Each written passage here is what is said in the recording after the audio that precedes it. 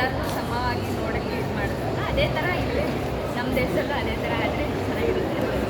Okay, ಮತ್ತು ಇನ್ನೊಂದು ಇದರಲ್ಲಿ ಒಂದು ಒಳ್ಳೆ ಮೆಸೇಜ್ ಇದೆ ಸಮಾಜಕ್ಕೆ, ಪಬ್ಲಿಕ್ಗೆ, ಜನಗಳಿಗೆ ಒಂದು ಅದ್ಭುತವಾದ ಮೆಸೇಜ್ ಇದೆ. ಅದ್ರ ಬಗ್ಗೆ ಏನು ಹೇಳೋಕ್ಕೆ ಇಷ್ಟಪಡ್ತೀನಿ? ಹಾಂ, ಬಾರ್ದು ಅನ್ನೋದು ಅಂದರೆ ಎಜುಕೇಷನ್ ಎಷ್ಟು ಇಂಪಾರ್ಟೆಂಟ್ ಅನ್ನೋದು, ಯಾರು ಏನೇ ಅಂದರೂ ಅದನ್ನು ಬಿಟ್ಕೊಡದೆ ನಾವು ನಮ್ಮ ಮೇಲೆ ತಪ್ಪಿಲ್ಲ ಅಂತ ನಾವು ಅನ್ಕೊಳ್ತೀವಿ. ಆ್ಯಕ್ಚುಲಿ